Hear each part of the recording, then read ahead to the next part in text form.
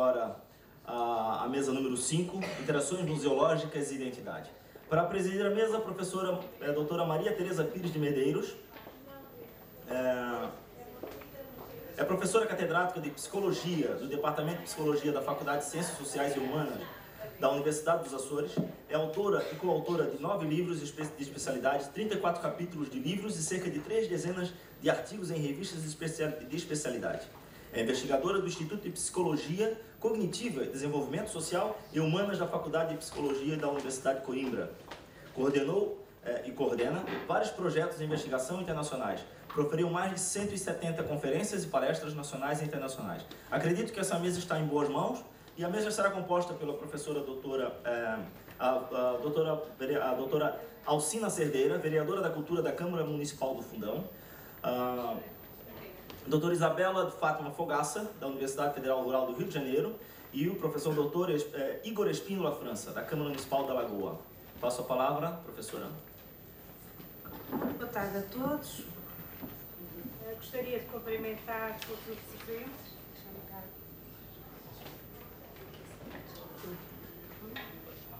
Sim, boa tarde.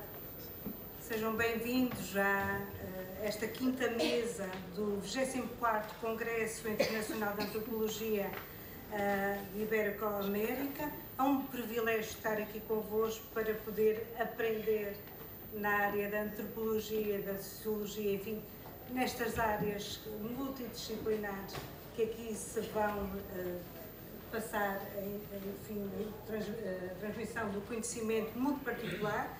Esta mesa é muito rica, é para mim um privilégio estar neste painel.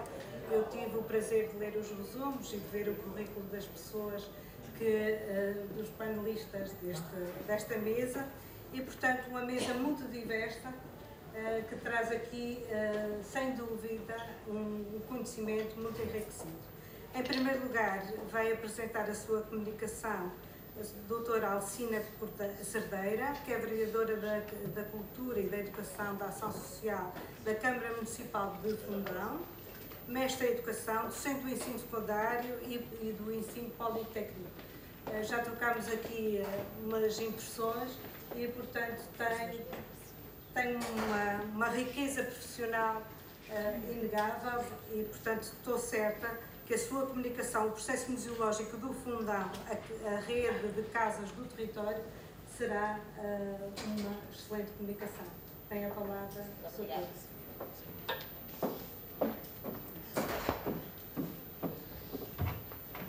Muito boa tarde a todas e a todos. Em primeiro lugar, agradecer ao município de Ponta Delgada a forma calorosa como nos recebeu. É um prazer enorme estar nesta ilha e desta forma. Começo também por saudar o nosso coordenador-geral do Congresso, o professor Ângelo Espina, a quem, na verdade, ficará a dever-se em parte a minha presença neste Congresso. Também ao professor Nilton, investigador, também pela forma como comunicámos durante bastantes semanas no âmbito da organização deste seminário. Felicito pela excelente organização. Aos demais participantes, a minha amiga, permita-me que a trate assim, professora doutora Maria Beatriz Rocha Trindade, por todo o trabalho que tem feito connosco no Fundão e todo o carinho que tem para com a nossa terra. Muito obrigada, professora. Vou começar a minha intervenção por vos mostrar um pequeno vídeo, para rapidamente nos apercebermos. Isto aqui sem rato é um bocadinho difícil.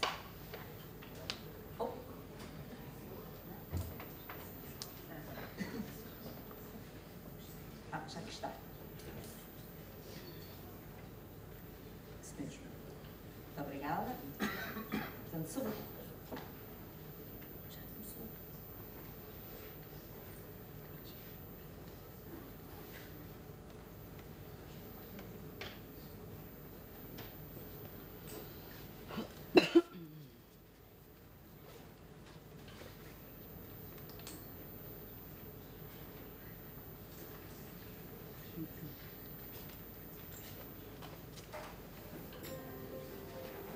Eu sou sabor sobre o Conselho e sobre o território. Cuido e olho para nós. Sempre que desperto neste manto branco, sinto a emoção de renascer de novo. Cada dia mais perto de ser eu mesmo. No fundão, somos vida, acompanhamos o tempo, somos inovação. Tu aqui podes ser. No fundão, somos da terra, vivemos a terra. Da sabedoria dos antigos, guardamos a tradição, geração após geração.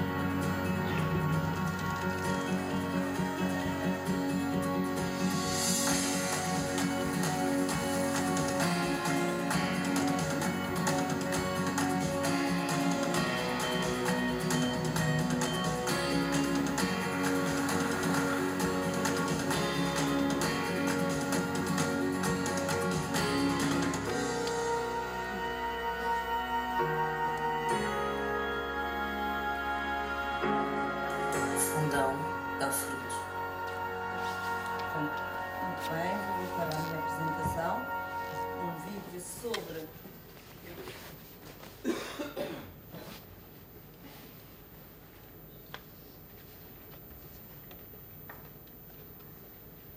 uma ajuda preciosa. Muito obrigada.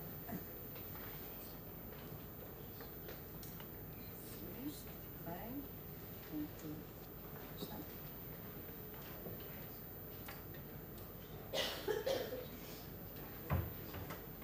Passo a apresentar algumas das realidades do recorte museológico presentes no Conselho do Fundão, território que, conforme as escalas de observação, assume uma posição periférica face ao todo nacional ou complementar face à geografia regional das Beiras.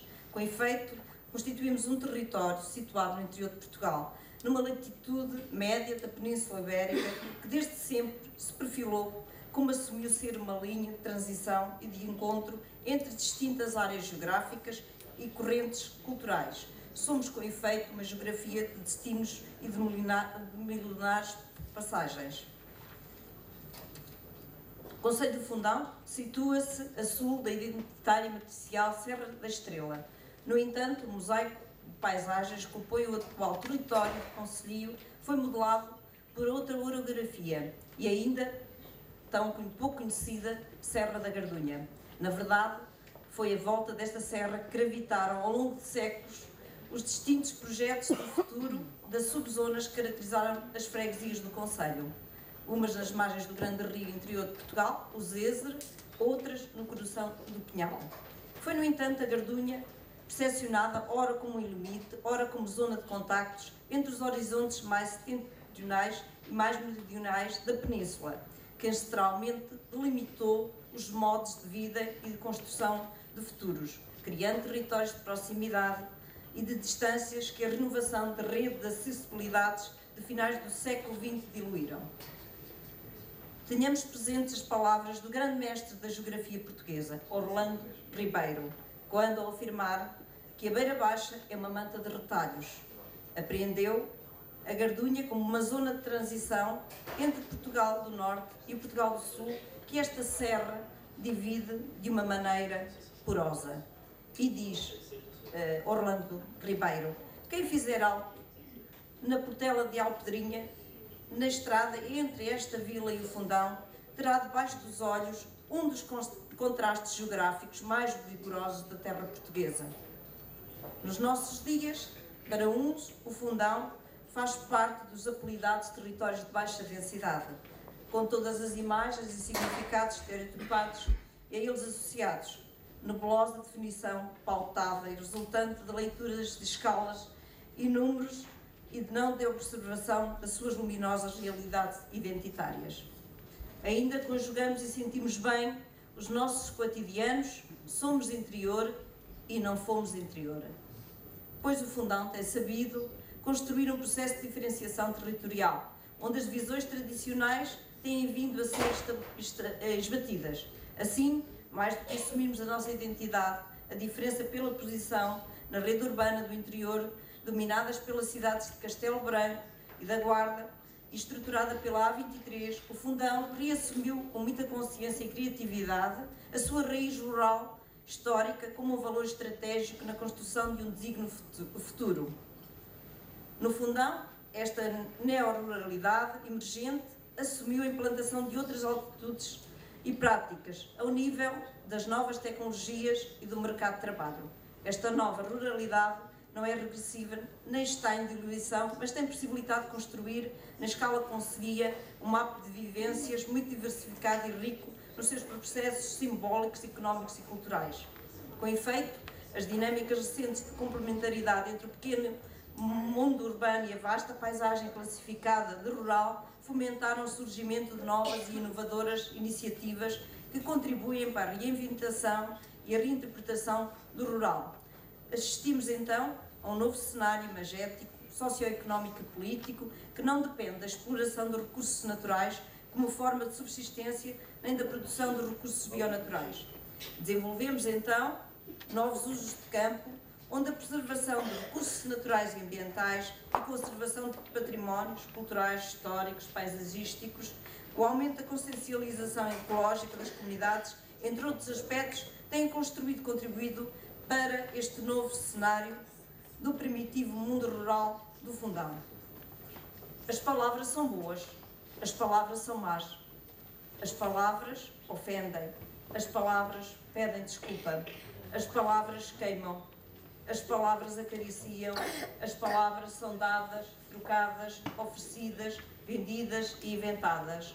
As palavras estão ausentes. Apenas este comentário, recordando as palavras de José Saramago. Estes pontos de racionalização das nossas comunidades distinguem as palavras ausentes. As casas continuam a falar.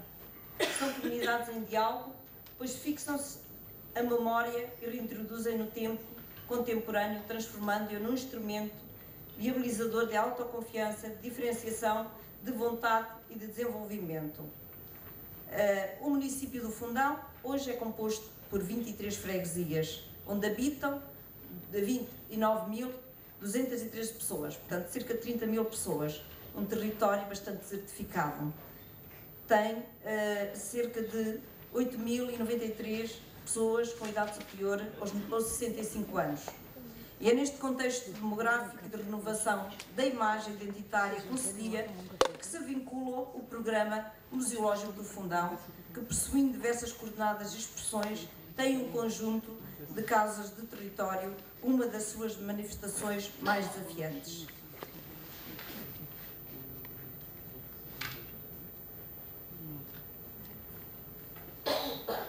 Estas casas são domínios fronteiriços de especialização temática individual, como as designações poderão antever, mas então, sim, intimamente ligadas a um mapa cultural inclusivo do território do Fundão. Patrimónios aqui referenciados no plural, tal como as casas também o são. Acreditamos que o património tomado e entendido como um facto global das sociedades contemporâneas é o detonante e o agente capaz de propiciar e conduzir a um desenvolvimento sustentável com certeza de futuro.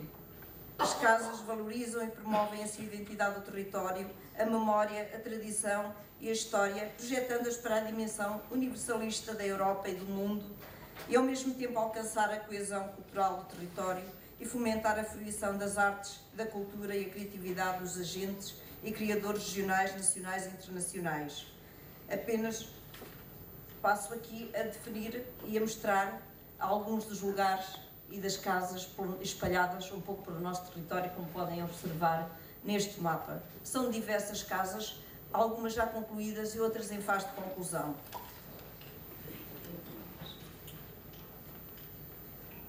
As coordenadas principais destes equipamentos são os seguintes: identitária, sociabilidade, participação cívica, solidariedade, inclusão multicultural, informativa, aquisição e transmissão dos conhecimentos de modo crítico e de acordo com múltiplas leituras.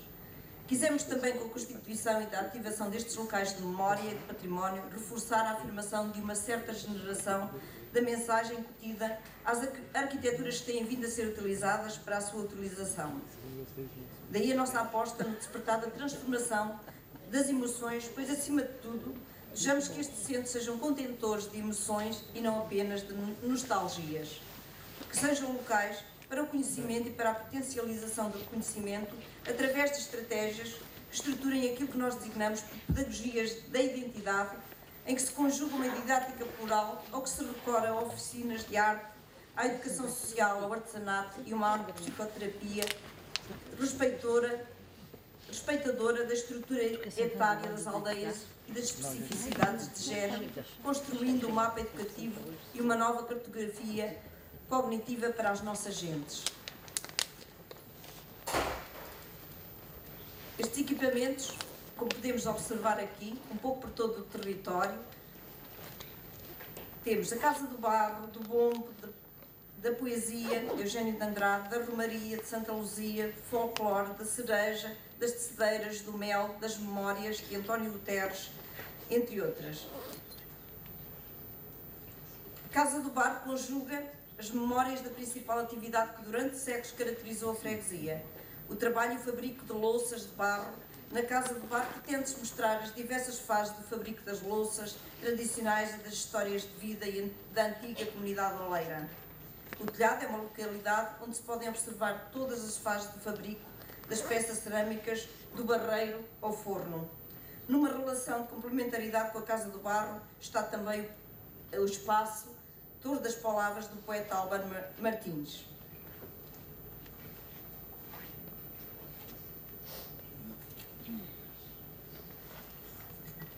A Casa do Bombo, espaço museológico dedicado ao conhecimento e interpretação da cultura musical, dos grupos de bombos, dos instrumentos para os utilizadores dos saberes a eles associados.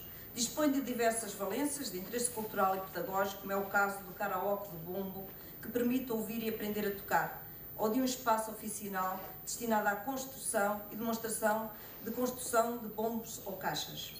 Na atualidade, a construção das caixas e dos bombos é encetada para alguns, poucos são os artesãos e os instrumentos por eles produzidos, que são utilizados por grupos de bombos do concelho e de todo o país.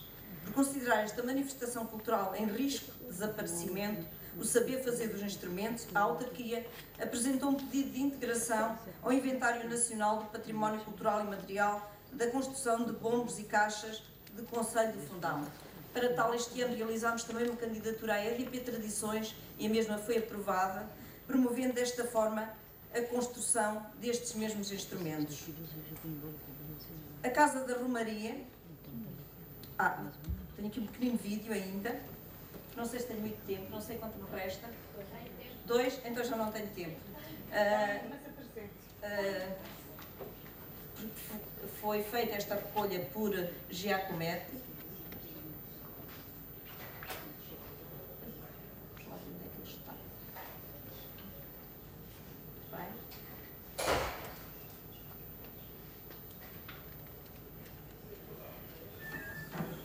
Os bombos de Lavacolhos Castelo Branco participam na Romaria de Santa Luzia, no Castelejo, sempre no distrito de Castelo Branco.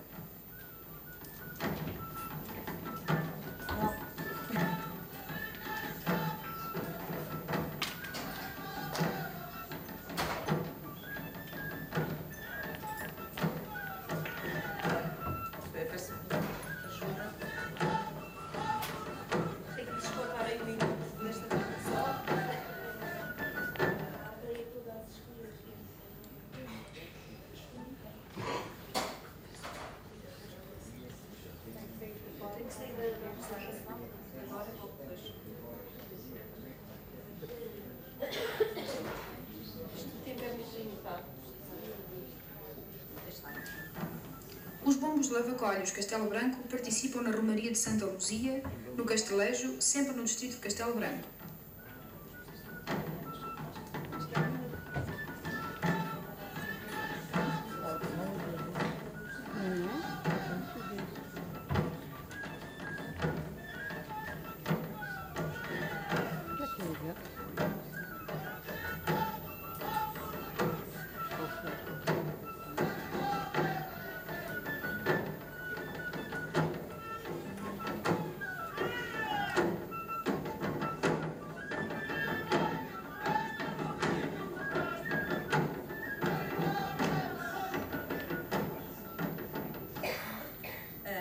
Portanto, esta manifestação cultural muito importante na nossa região, e passo imediatamente já à Casa da Romaria, que liga, efetivamente, a esta última que agora referi aos bombos, Romaria das mais importantes da região, Romaria de Santa Luzia, que é dedicada, de facto, a uma das manifestações religiosas contemporâneas mais significativas.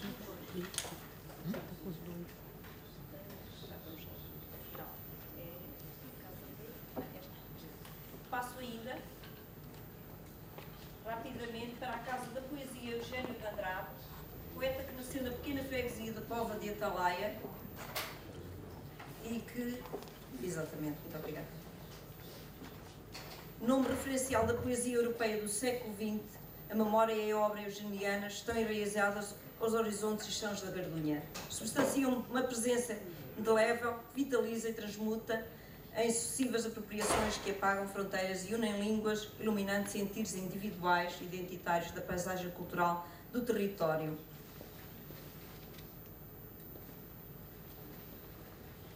E esta, a sua Casa Sem Fronteiras, tal como a de António Guterres, que ali cresceu, uma das casas de suas memórias políticas do mundo para o mundo, as materialidades aqui expostas resultantes da sua circulação política mundial, conduzem-nos à consciencialização da diversidade e à importância do diálogo e da partilha como eixos para a paz e para a concórdia. E assim estamos a trabalhar neste momento também para fundar um território de paz. Para tal,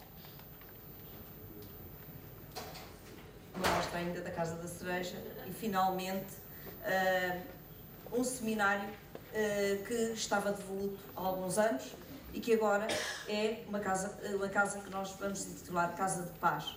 É um seminário, neste momento tem um centro de acolhimento para migrantes, que acolhemos no âmbito dos refugiados, e que esta ligação é a nossa Casa das Nações e da Paz. Estamos a construir neste antigo seminário uma nova casa que está associada aos fenómenos das migrações, as de ontem e as de hoje. Seminário é uma palavra de vida, vem de seminário, viveiro de plantas, é um local de sementeira, de ideias e de sonhos.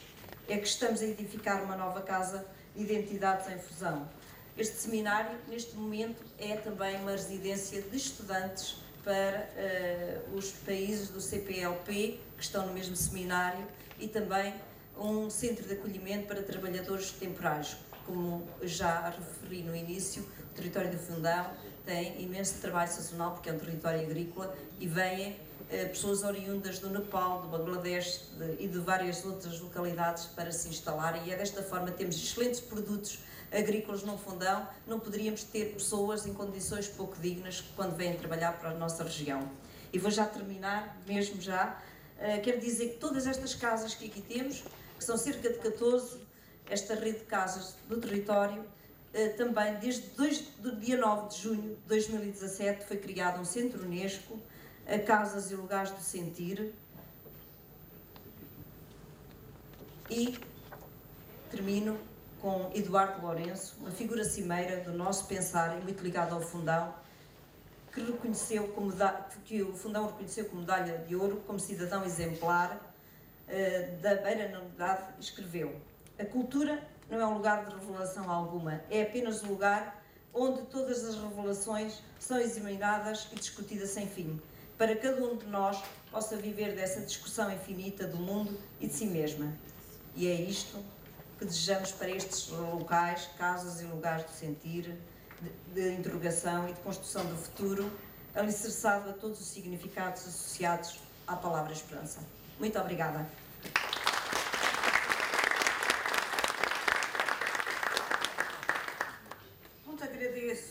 doutora Alcina por esta comunicação tão interessante, tão apelativa, trazendo-nos a marca identitária do Fundão de uma forma tão profunda, e quero agradecer também pelo trabalho que está a fazer, que me parece de excelente qualidade, como vereadora da Cultura, convidando-nos a conhecer o programa das Casas de Território, tão interessantes e que mantém a identidade do povo com a linguagem atual e muito apelativa. Portanto, ficamos todos convidados para ir fazer uma visita a Fundão proximamente. Agora passamos à segunda comunicação deste painel, também muito interessante, sobre os museus da região turística da Baixada Verde do Brasil, ações de educação patrimonial e contribuição para a melhoria da imagem da região. A comunicação vai ser apresentada pela senhora professora doutora Isabela, doutora em Geografia pela Universidade Estadual Paulista, mestre em Turismo e Hotelaria, bacharel em Turismo e licenciada em Geografia. Atualmente é professora dos cursos de bacharelato e licenciatura em Turismo e na pós-graduação em Património, Cultura e Sociedade na Universidade Federal Rural do Rio de Janeiro. É investigadora em temas como cidade, cultura e turismo, planeamento urbano e cultura, planeamento e organização do turismo e políticas públicas de turismo e de cultura. Muito obrigada e agora tem a palavra a senhora professora Isabela. Obrigada por estar aqui, poder falar um pouquinho das nossas pesquisas, né? Quero agradecer ao professor Luiz pela oportunidade, professora, que está a presidente da mesa, e os colegas que estão aqui para apresentar os seus trabalhos, e dizer que é um imenso prazer poder divulgar um pouco do trabalho que nós estamos desenvolvendo na Universidade Federal Rural do Rio de Janeiro, e especialmente no programa de pós-graduação em Patrimônio, Cultura e Sociedade, a qual eu faço parte na universidade, e mais 2 colegas que estão aqui presentes nesse congresso, professora Elis Regina, que está aqui, professor Euler. E também, né, o nosso caçula, né, na universidade, que é o Observatório do Turismo da Baixada Verde, que em 2019 eu passei a coordenar oficialmente o observatório.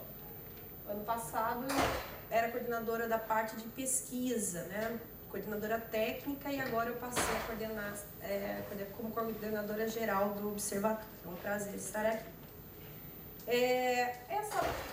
A minha apresentação de hoje, na verdade, é parte de uma pesquisa extensa, né, de uma pesquisa maior do que eu vou apresentar aqui, que é feita pelo Observatório do Turismo na Baixada Verde. O observatório, ele nasce em 2017 a partir da iniciativa de alguns gestores municipais dessa região chamada Baixada Fluminense, no estado do Rio de Janeiro, que tinha interesse em mudar a imagem da região, que é uma imagem que tem uma região, uma região que tem uma imagem muito depreciativa, pobre e violenta, mas que, por outro lado, é uma região culturalmente muito rica do estado do Rio de Janeiro e do Brasil como um todo, principalmente quando a gente vai buscar conhecer mais a contribuição dessa região, tanto para a formação do estado do Rio de Janeiro como para a história do Brasil, ligado, obviamente, a Portugal, né? Nosso irmão, né? Aí, nossos irmãos. Então, o Observatório do Turismo foi uma sugestão, um pedido desses gestores municipais à Universidade Federal Rural do Rio de Janeiro, que está situado nessa região, né? A partir desde do ano de 2006, para que nós levantássemos dados sobre a cultura, o turismo e os recursos naturais ali presentes. Uma região que é conhecida somente pela violência, pela desorganização urbana, por problemas de segurança, né, de crime organizado. Então, na tentativa de mudar essa imagem. Então, em 2017, a gente cria, né, esse Observatório do Turismo também é alinhado com a Política Nacional de Turismo, do Ministério do Turismo no Brasil. Então, é toda uma ação alinhada às políticas estaduais e federais na área de turismo e cultura. Esse observatório ele é formado por professores, basicamente por professores da universidade e por alunos, tanto da graduação quanto da pós-graduação. Uma observação importante a fazer é que, a partir dessa iniciativa, o nome da região turística foi alterado. Então, até 2017, a região turística era conhecida como Baixada Fluminense, que envolvia 13 municípios do estado do Rio de Janeiro. E a partir dessa nova perspectiva de valorização da cultura e de valorização principalmente dos recursos naturais que formam um corredor ecológico com duas regiões fortemente turísticas do estado do Rio de Janeiro, essa região ela foi reduzida a 10 municípios, principalmente dando essa ênfase da questão cultural e natural. E em 2008, já o Observatório ele conseguiu desenvolver inúmeras pesquisas e esse projeto ainda está em andamento, provavelmente para os próximos aí 10 anos. É só para trazer uma contextualização geográfica. Essa é a região metropolitana do Rio de Janeiro e aí os municípios da Baixada são esses que estão churados. E uma representação do que seria a Baixada Verde, né? A região turística da Baixada Verde, formada por esses 10 municípios. Então, o observatório, né, o objetivo do observatório é justamente subsidiar esses argumentos de políticas públicas na área de turismo, de educação ambiental e de educação patrimonial, né?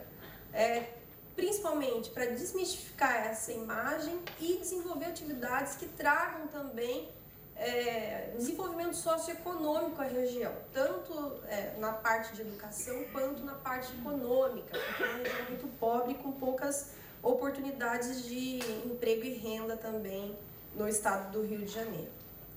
Então, falando um pouquinho da região da Baixada Fluminense, né, para vocês entenderem, essa região ela vai ter relação, né, com a capital já no século XVIII, né, em função principalmente dos caminhos históricos, né, os caminhos do ouro que foram abertos e que eram os principais eixos à época entre Brasil e Portugal em função da extração de ouro, né? Então, a região da Baixada Fluminense ela tem esses caminhos históricos e, obviamente, em função dessa construção histórica, nós temos ainda em pé alguns patrimônios edificados, por outro lado, muito desconhecidos da própria população. Então, a população ela não tem conhecimento da história desse patrimônio e, por isso, obviamente, não valoriza esse patrimônio em função do desconhecimento.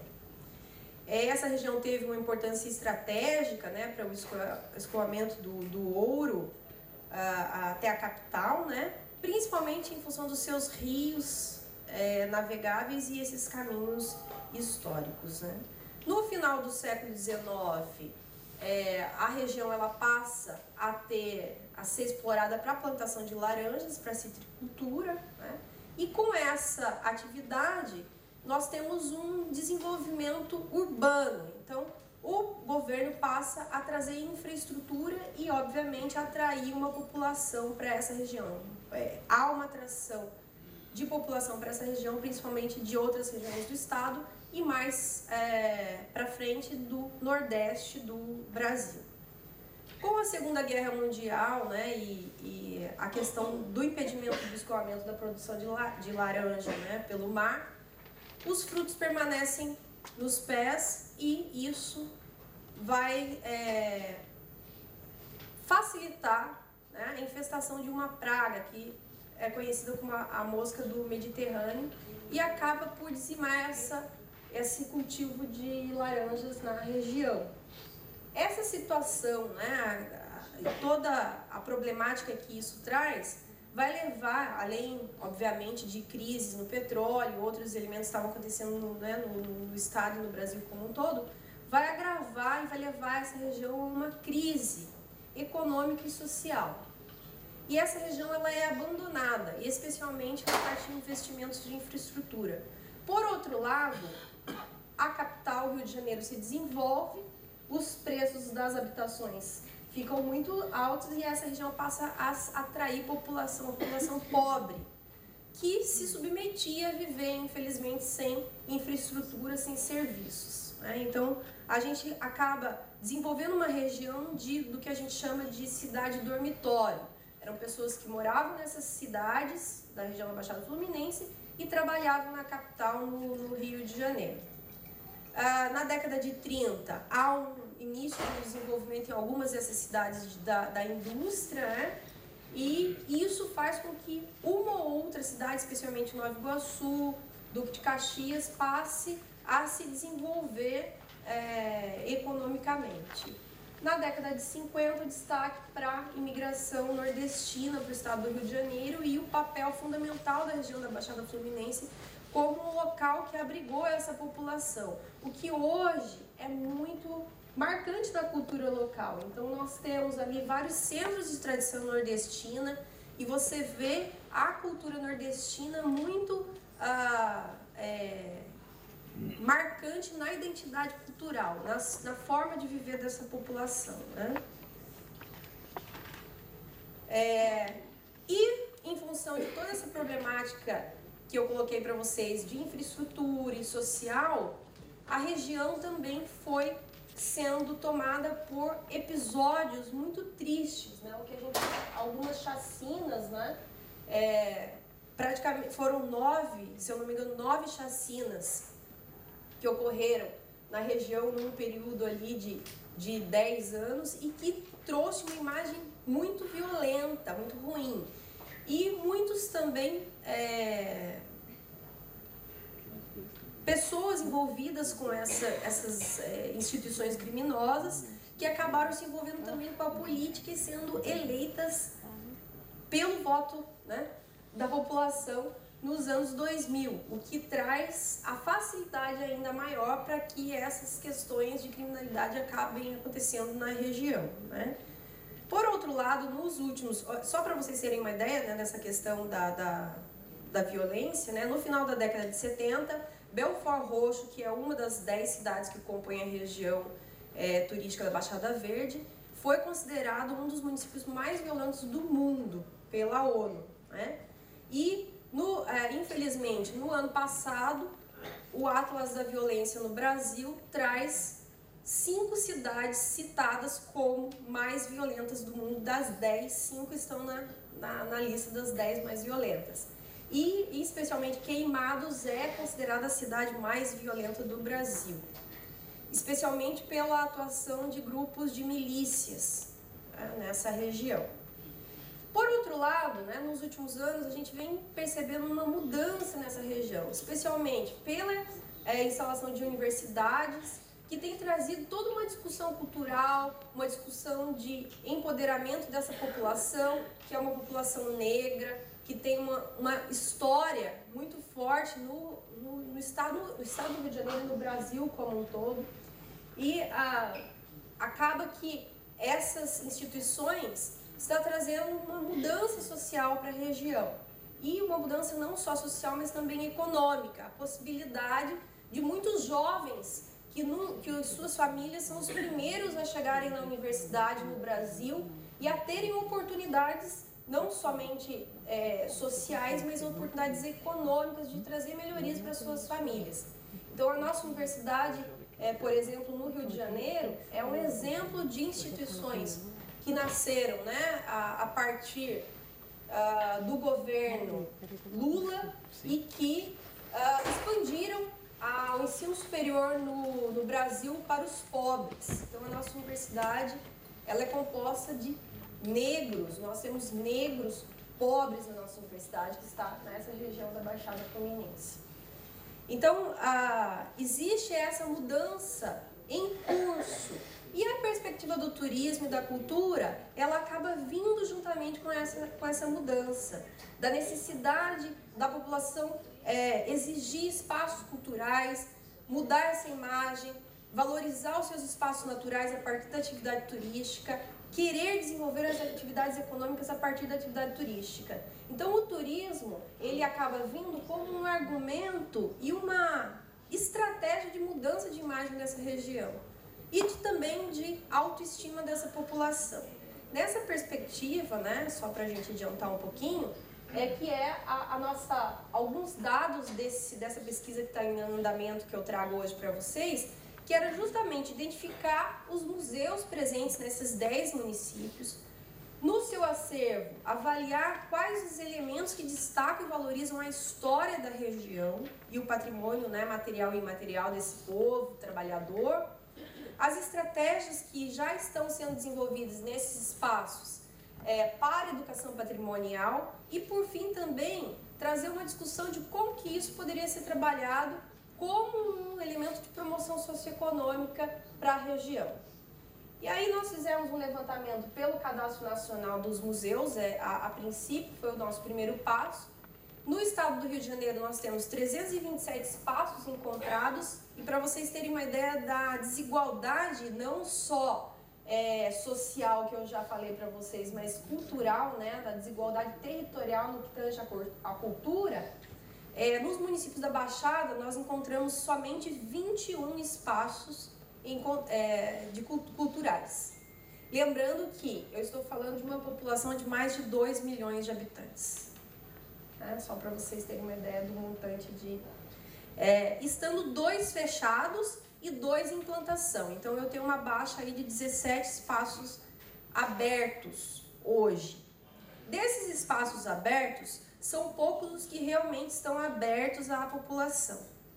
E são poucos os que trabalham com elementos da história que contam, né, na nossa avaliação sobre os seus acervos, que contam com acervos que realmente tragam elementos culturais, históricos da região da Baixada Fluminense e que sirvam como elementos de melhoria dessa estima e de valorização da cultura desse povo. Infelizmente, hoje, o jovem da Baixada, quando ele é questionado, ele é questionado na escola ou em qualquer outro lugar, o que tem de bom na sua cidade, o jovem não sabe contar. Destaque alguma coisa boa da sua região. O jovem quer esconder, ele fala que ele mora no Rio de Janeiro, ele não fala que ele mora numa cidade da Baixada Fluminense. Ele, quando vai para o exterior ou para algum lugar, então ele não valoriza porque, na verdade, ele não conhece, que é uma região extremamente rica culturalmente, né? Então eu fiz uma relação desses 10 municípios, a gente tem espaços, né, museológicos presentes em apenas, né, 8 desses municípios, e a maioria desses espaços não é aberto, somente com agendamento, e você não tem um programa de visitação, de educação patrimonial com fluxo contínuo, você tem algumas atividades isoladas acontecendo, né? E aí eu trago alguns, na verdade o único município, os únicos, né, municípios que têm alguma iniciativa já melhor desenvolvida, seria o município de Nova Iguaçu, com um museu privado, né, que traz, homenageia, né, a população de matriz africana dessa região, que ela compõe 75% da população, né, e das religiões afrodescendentes, né. Então, esse museu em Nova Iguaçu, ele não está aberto ao público, ele somente atende a partir de agendamento, grupos de estudantes, e ainda são grupos específicos, por ser um espaço privado, não ter apoio governamental. O Museu de Duque de Caxias, em homenagem a Duque de Caxias, né, que vai ter um acervo que vai trazer, da década de 70, que vai trazer a história desse marechal e alguns itens que relacionados ao bairro e que também tem poucas atividades educacionais. O Instituto Histórico da Câmara Municipal de Duque de Caxias, que traz acervo histórico da região também, mas não está aberto ao público, somente com agendamento, por estar dentro de uma Câmara Municipal. É bastante restrito o acesso a esse espaço, né? Então um turista comum não pode chegar lá e pedir para visitar. E o único museu que eu julgo, né, dentro das nossas discussões lá, nós julgamos que já tem alguma iniciativa de educação patrimonial, que seria o Museu Vivo de São Bento, que está sendo objeto de estudo dos nossos alunos da pós-graduação, no mestrado, lá da Universidade Federal. Então é um espaço, é um museu de percurso que está implantado numa fazenda, uma antiga fazenda, que é retrato da história da ocupação humana, né, nas margens da Baía de Guanabara e de toda essa colonização portuguesa no Brasil e tudo mais, né, a relação com a capital Rio de Janeiro, né, com a cidade do Rio de Janeiro. Esse museu também conta já com sítios arqueológicos encontrados, então você tem a possibilidade de trabalhar vários momentos históricos, né, do nosso país, da ocupação, né, do território brasileiro. E você também tem uma série de atividades, como cineclube, formação continuada,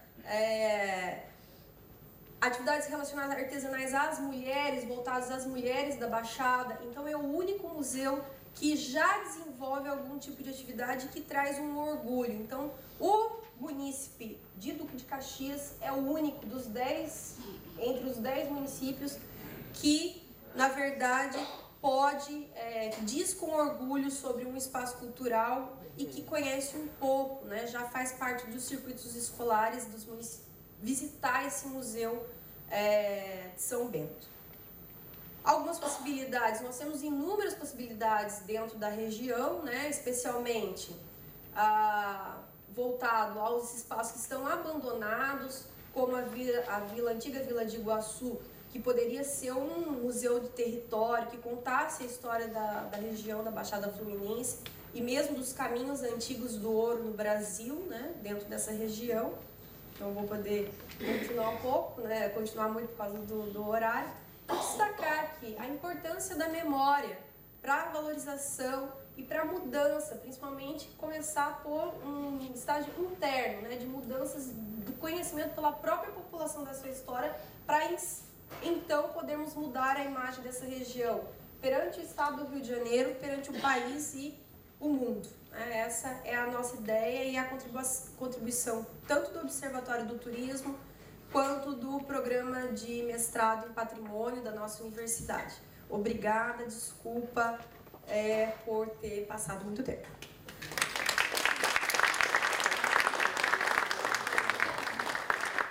Obrigada à professora Isabela. Realmente foi um exemplo de como se pode, através de um projeto educativo, articulando professores, alunos e o Observatório de Turismo, no empowerment comunitário, se pode fazer um trabalho de excelência para a valorização de um lugar, reconstrução de um lugar, através da avaliação dos acervos, da valorização da história e do património cultural, com resultados evidentes. Portanto, antes de eu vir para o Congresso, para esta mesa, tive a curiosidade de fazer uma viagem virtual para a Baixada Verde e vi que o projeto de educação ambiental é notável, assim como um projeto de educação cultural em que já se notam os resultados.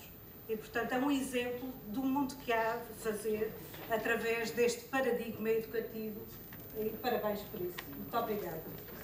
Portanto, passamos, depois do Fundão e do Brasil, vimos aqui exatamente aos Açores, pela mão do Sr. Arquiteto Igor França, para apresentar a exposição em construção identitária, a coleção lítica do Museu Carlos Machado. O Sr. Arquiteto é mestre em Património, Museologia e Desenvolvimento pela Universidade dos Açores, pós-graduado em História da Arquitetura, assistente convidado na Universidade dos Açores, coordenador da Educação e Cultura da Câmara Municipal da Lagoa, e está exatamente lá a fazer também um excelente trabalho, e é investigador do CHAM, e portanto tem a palavra o Sr. Arquiteto Igor França. Muito obrigado. Gostaria de cumprimentar todas e todos os presentes, em particular a Sra. Presidente da Mesa, minhas colegas da mesa. Gostaria também de parabenizar, sem caricaturar esta expressão, porque é mesmo uma homenagem à graça com que os nossos irmãos do Brasil utilizam a nossa língua comum, toda a equipa que organizou este congresso, agradeço o convite que me enviaram, e em particular o meu amigo Luís Correia, pelo muito trabalho que eu sei que ele desenvolveu para nós podermos estar aqui estes dias a ouvir estas comunicações. Esta coleção é uma coleção do Museu Carlos Machado, uma das coleções mais antigas do Museu Carlos Machado. É uma coleção que neste momento não está em exposição. E pareceu-me que era interessante, no momento em que se vai intervir num dos mais importantes núcleos do museu, que é este convento de Clarissas Carlos Machado, que é a sede do museu, esta fase que ainda não está intervencionada, falar um pouco sobre esta coleção, que é uma coleção que me parece um pouco esquecida, que há cerca de 10 anos, quando eu estava a fazer o mestrado e tive a oportunidade de me debruçar sobre ela, era uma das coleções menos estudadas. Na altura havia já algumas coleções do museu que utilizavam o sistema DocBase para respectiva inventariação e catalogação. Esta coleção era uma coleção que ainda não estava inserida nesse sistema, talvez por ser uma das coleções mais pequenas, não estava inserida no sistema, tinha fichas manuscritas, outras datilografadas, havia algumas peças que ainda não tinham ficha. Eu tive necessidade de fazer um sistema classificatório para perceber que peças é que eram e para perceber quais eram os gasões, porque havia uma ínfima parte da coleção em exposição e uma parte substancial dela não estava em exposição, estava em reserva. Perceber também, e porque não é indiferente, perceber que peças é que foram escolhidas, por que razão é que elas teriam sido escolhidas e porque é que se expunham no lugar onde se expunham. Portanto, todas estas questões que são importantes para a construção do discurso positivo foram uma preocupação minha na altura. O claustro, neste momento, esta coleção estava exposta no claustro. O claustro, neste momento, está despido e na sua galeria norte tem uma rampa, que é uma rampa que eu contesto. E penso que esta oportunidade pode ser uma oportunidade para pensar uma museografia para esta coleção segundo uma perspectiva contemporânea que permita recuperar a memória que ela constitui, até pela homenagem que ela, o fator de homenagem que ela pode revestir em relação aos pioneiros deste projeto museológico, que tem vários aspectos que eu vou tratar aqui. Obviamente é um projeto muito mais amplo do que aqueles que eu vou tratar relacionados com a exposição lítica. O Museu Carlos Machado, como sabem, é um dos mais antigos dos Açores, é o mais importante museu da Ilha de São Miguel. Foi fundado em 1876 e, em 1913, o seu primeiro diretor da secção de arte, que é o Dr. Luís Bernardo Ataíde, depois vem a ser mais tarde diretor de todo o museu, propõe e começa a tratar da criação desta secção de arte. É curioso ver que isto ocorre precisamente 2 anos depois da promulgação da Lei Nacional de 1911, que propunha que apenas os museus de Lisboa, de Porto e de Coimbra pudessem possuir as coleções artísticas de elevado nível artístico, ou seja, de alta cultura, quando na realidade propunha para todos os outros museus nacionais que colecionassem apenas coleções de artes decorativas e artes regionais. Os mentores deste projeto tinham uma intenção muito mais ambiciosa do que aquela que a lei se propunha fazer. E começam logo a angariar uma série de incentivar uma série de pessoas locais para angariar dinheiro para adquirir obras, são sempre obras de pintores regionalistas, pintores naturalistas, que visavam retratar as realidades regionalistas de forma a construir um projeto regionalista que fosse pedagógico. A intenção deles é muito clara, eles dizem isso em vários documentos, propõem-se nomeadamente que estas exposições se possam constituir como escolas para futuros artistas locais e sempre centrando as questões da paisagem, que era a paisagem enquanto qualidade distintiva desta região. Em 1922, o mesmo autor, portanto o Dr. Luís Bernardo Ataíde, propõe a criação de uma secção de etnografia conventual e regional. Nós não sabemos, eu não apurei, com os dados que me foram possíveis encontrar, qual é a data de criação da coleção lítica, que vem integrar a secção de arte que é criada, essa sabe-se, em 1913, nesta subsecção de epigrafia e arquitetura regional. Mas em 1922, o Dr. Luís Bernardo Ataíde escreve um artigo em que se refere à subsecção como já existente. Portanto, nós sabemos que entre o período de 1913 e 1922 é o período em que esta subsecção é criada e refere-se nomeadamente a estas pedras que coloca a possibilidade de terem integrado a fachada da casa do Conde de Vila Franca, depois Conde da Ribeira Grande, ou seja, dos donatários da Ilha de São Miguel, embora outros estudos também possam apontar para que elas tenham integrado a Igreja da Misericórdia, que se erguia no centro da cidade de Ponta Delgada. Eu não me interessa entrar por discutir esse dilema, o que importa aqui afirmar é que a subsecção já existia, já tinha algumas peças, e estas peças estiveram expostas no claustro do convento, atualmente já não estão no claustro do convento, estão expostas aqui no núcleo de Sacra, mesmo ao lado do espaço onde nós estamos, mas faziam parte da coleção exposta então. Em 1935, esta data de 1935 é uma data que eu proponho, porque nós sabemos que o convento é adquirido em 1934, em 1936 já há um incêndio, e o incêndio refere que o museu já está instalado no convento de Santo André, e, portanto, parece-me aceitável pensar-se que a instalação se tenha processado durante o ano de 1935. Há um primeiro inventário que é feito e que elenca 18 peças. Portanto, a coleção tem já 18 peças, pelo menos das inventariadas. Em 1960, há um segundo inventário que já aponta para a existência de 39 peças inventariadas.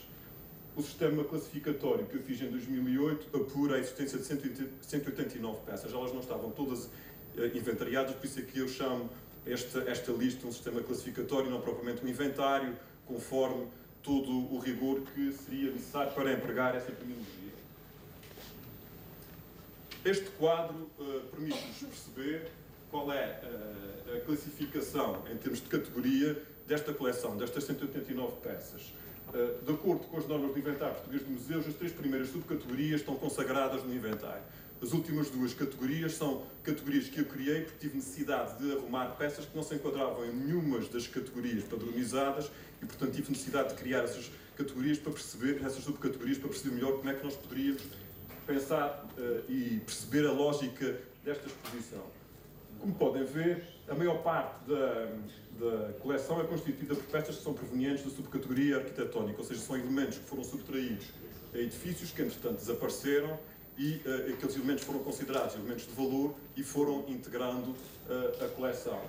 Dessas 90 peças estavam expostas no claustro 17 peças. Eu tenho ali aquela soma 17 mais 3, porque originalmente eram efetivamente 20, depois 3 dessas peças foram deslocalizadas e instaladas no núcleo de arte sacra, portanto mantiveram-se até 2008 só 17 peças. Portanto, podem ver que há uma percentagem pequena face ao universo dos 90. Outra coisa que é curiosa perceber-se também em relação a estas 90 peças e à seleção que foi feita, é que estas 90 peças abrangem um período de produção desde a gênese do povoamento até quase aos nossos dias, portanto até ao século XX, mas as peças que estavam selecionadas para a exposição no claustro eram peças que compreendiam o arco temporal entre o período da gênese do povoamento, portanto do século XV até ao século XVIII, com uma exceção de um cruzeiro do século XIX que era integrado por uma questão de desenho artístico, que era integrado na exposição. Isto não me parece estranho, atendendo à defesa que o mentor da coleção, Dr. Bernardo Ataíde, faz da decadência, da identificação da decadência do século XIX, nomeadamente ele escreve vários artigos, são quase todos eles direcionados para questões arquitetónicas, e nesses artigos ele defende muito claramente que o século XIX é um século de decadência e que isso se nota em tudo, nomeadamente naquilo que se materializa, e que dá vários exemplos da arquitetura oitocentista como sendo exemplos de uma arquitetura que se tinha degenerado, que tinha perdido as suas referências, e portanto parece-me que desse ponto de vista se consegue encontrar uma justificação para a exclusão do século XIX e por força maior do século XX deste conjunto que é selecionado destas 20 peças, as tais 17 mais 3. No que diz respeito à subcategoria de heráldica, nós podemos ver que a coleção é uma coleção mais pequena, tem 16 peças, estavam todas no claustro, neste momento está no Museu Militar, é uma pedra de armas régias. A outra peça é uma peça que também está no Núcleo de Arte Sacra, portanto mantiveram-se até 2008 14 peças no claustro. No que diz respeito à subcategoria funerária, temos 26 peças. As únicas que estavam no claustro eram as 3 peças armoriadas, portanto estabeleciam automaticamente uma relação de afinidade com a subcategoria da heráldica, porque colocavam a aristocracia no cerne da exposição. Temos depois uma das subcategorias que eu propus para este sistema classificatório e filo, porque neste caso estas peças são peças em que predomina a informação escrita, portanto não há aqui aspectos artísticos ou estilísticos e elas não são integráveis nas outras categorias, portanto aqui o predomina é a informação textual e estas peças são 17, dessas peças estavam 3 no claustro. Uma dessas peças, eu chamo peças, embora ela seja composta de várias pedras, é uma descrição textual do morgado João Botelho Arruda, que é muito curiosa e que refere-se à gênese do povoamento, à história da ilha e vai, de alguma forma, promovendo uma comunhão entre a história da sua própria família com a história da ilha. Portanto, há aqui uma vontade de relacionar todos os acontecimentos mais importantes que decorrem do povoamento com a história familiar. Ela é uma obra do século XVIII, é muito curiosa porque, muito própria das vaidades barrocas, em determinada altura, o senhor diz que é parente do Conde de Vila Franca e que é primo, não diz que é parente, diz que é primo do Conde de Vila Franca. E isso, de facto, é primo do Conde de Vila Franca se nós recuarmos 10 gerações, ou seja, 2 séculos e meio. Portanto, isto dá uma ideia do espírito que é aquele texto. Portanto, é um texto que traz uma dimensão textual, mas também arqueológica para esta coleção. As outras 2 peças que integram aquele número 3 da subcategoria epigráfica são 2 marcos de propriedade. Um da Câmara Municipal de Ponta Delgada e o outro da família do Capitão do Natário. Ou seja, são 2 marcos que estão relacionados com 2 instituições, também elas prestigiadas. Finalmente, temos a última categoria, que é a segunda mais numerosa em termos de peças. Temos 40 peças, mas apenas uma está em exposição no claustro. É uma grande banheira, que é talhada num monólito de basalto e que é uma peça muitíssimo singular e que terá sido essa circunstância que a terá levado a juntar-se a um grupo ao qual aparentemente parece estranha. Portanto, como podem ver, temos ali a totalidade, 189 peças, as peças que estavam no claustro e as peças que estavam em reservas. Estas imagens das galerias nascente, sul e poente do claustro de Santo André dão-nos uma ideia de como é que o claustro se encontrava com as suas peças em exposição. Eu, intencionalmente, não trouxe a Galeria Norte, porque é a galeria que tem menos vãos, tem menos portas e menos janelas, e, portanto, era a galeria onde se encontravam as pedras do morgado João Botelho de Arruda. Não trouxe porque vou mostrar a imagem a seguir, e por isso não a quis inserir neste diapositivo. Estas 2 plantas são 2 plantas do século XVIII. À vossa esquerda está a planta do Sturm, um museólogo alemão, que em 1704 propõe, é o primeiro museu ideal que se propõe. E do vosso lado direito tem a planta que foi desenhada pelo Durand, que é um grande museólogo francês, que decorridos quase 100 anos, portanto em 1802, vai propor como planta para o museu ideal aquela planta em torno de 4 pátios, portanto as galerias de exposição organizadas em torno de 4 pátios. A primeira é uma grande fonte de inspiração para os museus. Se nós formos analisar isto do ponto de vista arquitetónico, vamos ver que ela está afiliada ao espaço arquitetónico do Palácio, nomeadamente esta organização das salas em alfilade, que é uma organização que ainda hoje é utilizada nos museus, as galerias de exposição sequenciais, enquanto que a outra se torna o arquétipo, portanto é a primeira grande conceptualização do arquétipo para os edifícios dos museus.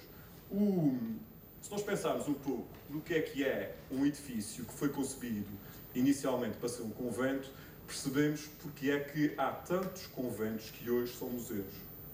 porque esta organização em torno do claustro e o espaço central aberto, que é uma organização que é imposta durante o Império Carolíngio para toda a Europa, para conventos femininos e masculinos, depois da extinção das ordens religiosas, nomeadamente em Portugal, serviu para receber esta nova função, a função museal, porque é o tipo arquitetónico que se adapta mais facilmente a este tipo de função.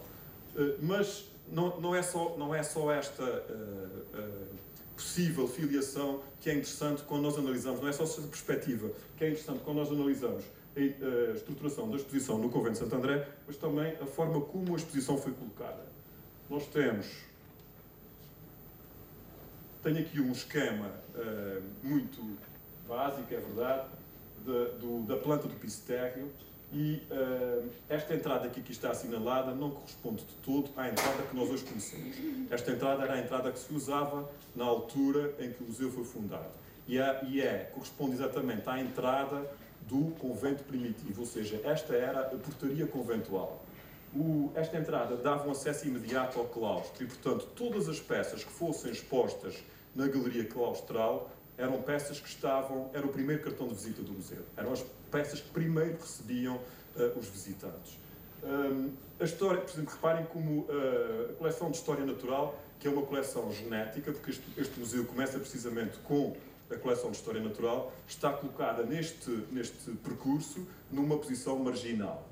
As duas coleções que empareceram logo a seguir à coleção lítica são a etnografia conventual e a etnografia regional, onde os pais do projeto museológico refletem quer a sua religiosidade, quer o seu regionalismo.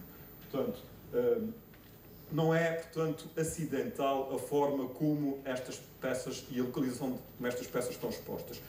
Nós podíamos fazer uma comparação com outros museus e dizer, está bem, mas isto não é inédito, porque há outros espaços conventuais que também têm coleções líticas nos seus claustros, nos seus antigos claustros. É verdade.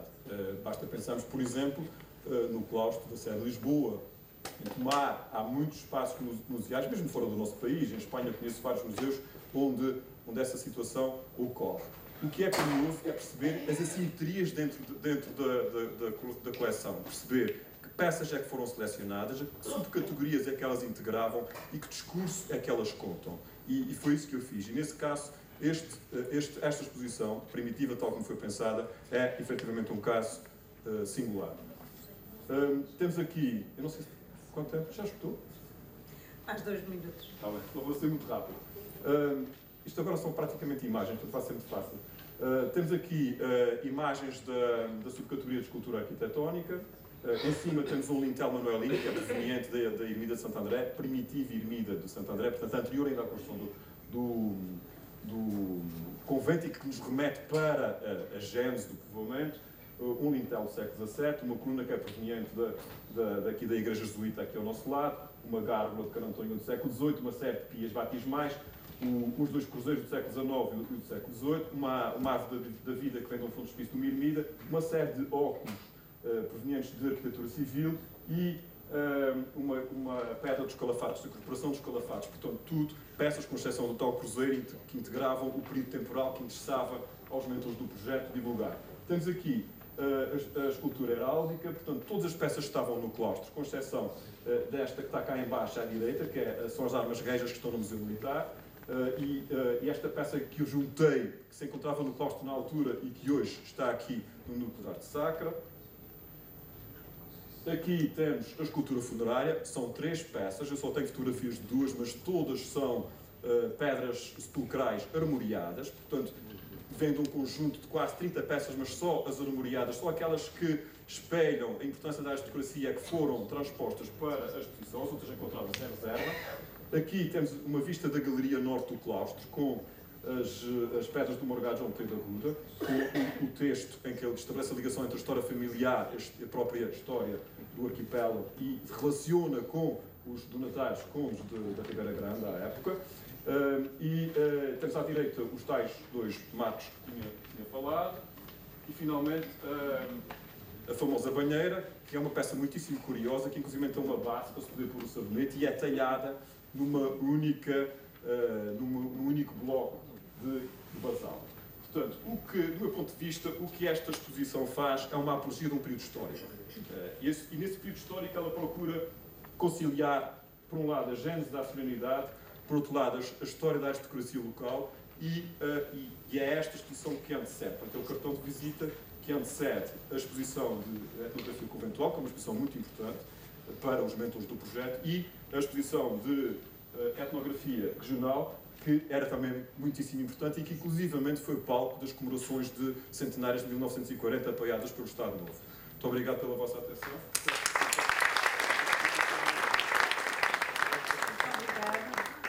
Obrigada, Sr. Arquiteto Igor França, por ter desnudado uma coleção, a coleção Lídia, que remonta ao último quartel do século XIX, e pelo sistema de classificação que fez das 189 peças que trazem, emprestam riqueza à nossa história açoriana e à nossa identidade. Muito obrigada pela qualidade das apresentações aqui preferidas, que despertaram a nossa curiosidade, mas não vamos ter tempo para colocar questões, e eu queria encerrar este painel com uma última palavra. Como diz o povo, os últimos são os primeiros, as últimas palavras são as primeiras. Queria agradecer a excelência da organização deste congresso, na figura do Sr. Dr. Luís Correia e do Sr. Dr. Ângelo Barro, e pude testemunhar a qualidade com que trataram os palestrantes e os presidentes dos simpósios. Muito obrigada a todos pela atenção.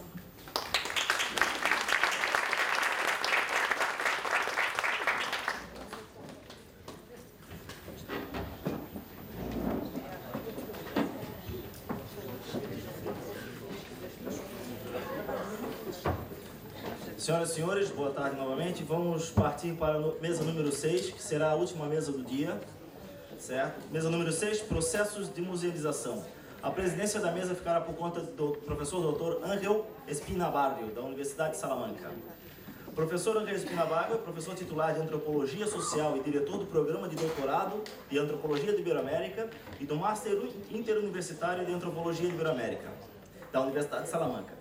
Presidente da Sociedade Espanhola de Antropologia Aplicada, diretor de várias investigações, publicações e livros de autoridades espanholas e brasileiros. Coordenou 24 congressos, é o criador desse congresso de Antropologia de Iberoamérica, foi meu orientador de doutoramento, assim como de muitos outros professores brasileiros, cujos temas também versaram sobre os Açores. Está aqui hoje na condição de presidente de mesa o professor Ángel Espina Barrio. A mesa será composta pelo professor, doutor, aliás, Hélio Nuno dos Santos Soares, Serviço de Bens Culturais da Diocese de Angra, doutor José Manuel Hidalgo, Instituto Histórico Geográfico de Santa Catarina, nosso colega confrade, e pela professora doutora Joana Simas, da coleção visitável da Matriz da Lagoa. Passo a palavra para Ángel Espina Barrio. Muito obrigado. Obrigado, Dr. Luis Nilton, director deste congreso. 24 CIAE en las Azores, que se está desarrollando con gran suceso, y esperemos que esta mesa última de hoy pues también prosiga.